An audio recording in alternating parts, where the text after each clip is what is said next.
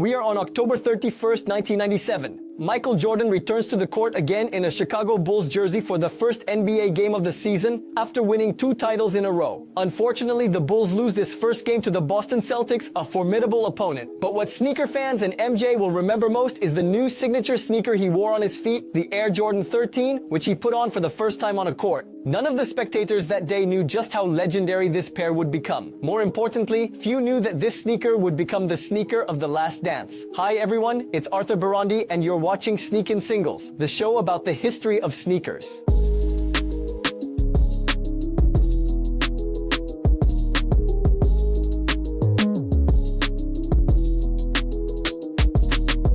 Well, the Air Jordan 13 is a sneaker legend. There's so much to say about this one. First of all, it's the sneaker of the 1997-1998 season, Michael Jordan's last season with the Bulls. But above all, it's the famous season that we now call The Last Dance, thanks to the ESPN Netflix-produced documentary. Don't worry, we're not going to repeat anything that was said in it because we're going to focus as usual on what the GOAT was wearing. And believe me, it might surprise you a lot.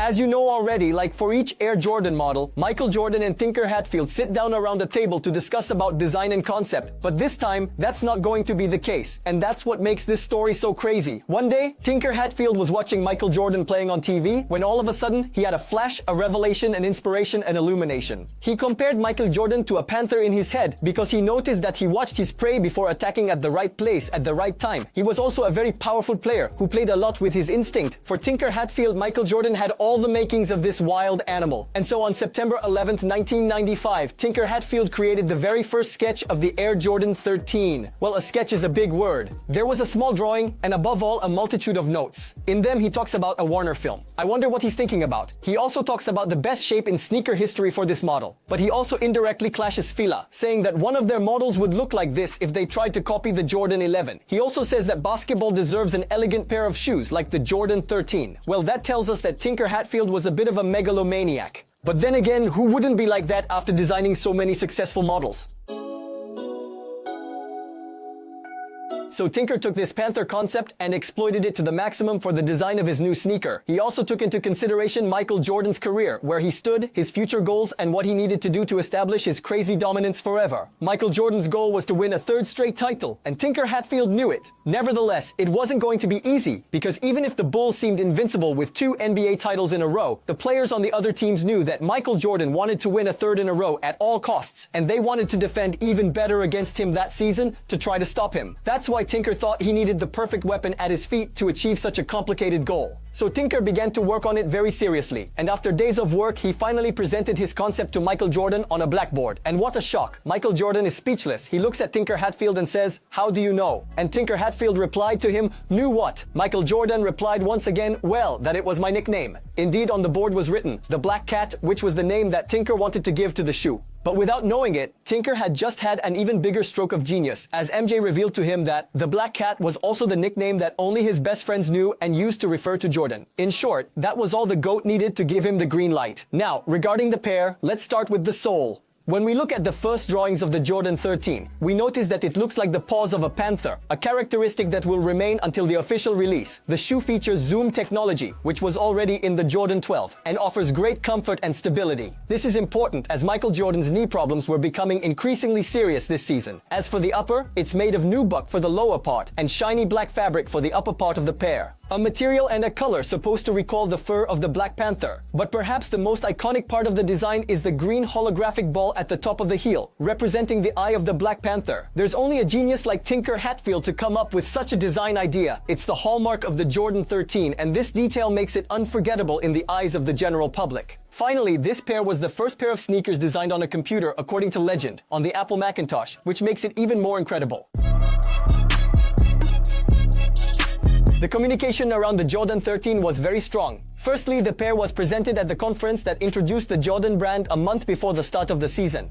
This conference marked the beginning of the real independence for Nike's subsidiary, so it was a very important symbol for the marketing campaign. So important, in fact, that the Jordan 13 ad makes direct reference to it. In the ad, we see Michael Jordan in a suit, in a huge office, seemingly checking that every pair of Air Jordan 13 is up to standard. He approves them by placing a small, approved by 23 label inside before putting them back in their box. Behind him, we can see the Jordan brand logo, and we can see that he is also nicknamed CEO Jordan, of course referring to the fact that he is now the one and only boss of his own brand. The ad ends with a shot of the building he's in from the outside, again with his logo, but also Jordan Incorporated written on it. Clearly, this pair is shown as the first 100% Jordan brand Air Jordan model. But what really boosted sales of the Jordan 13 was Spike Lee's return to the business with his film He Got Game, starring not only a young Ray Allen but also Denzel Washington. In one scene, a salesman takes the Jordan 13 out of a box and says, "These are the new Jordans," and Denzel Washington marvels at the pair. This scene has a huge place in the hearts of sneakers addicts, so much so that this role is the most famous for the actor who plays the salesman, and yet it was only a basic mini role bordering on the extra. The pair will be omnipresent in the film and will serve the plot enormously, so much so that the Jordan 13 OG, which will be released in 2013, will be nicknamed the He Got Game. But for us, it's time to talk colorways, because there are many of them.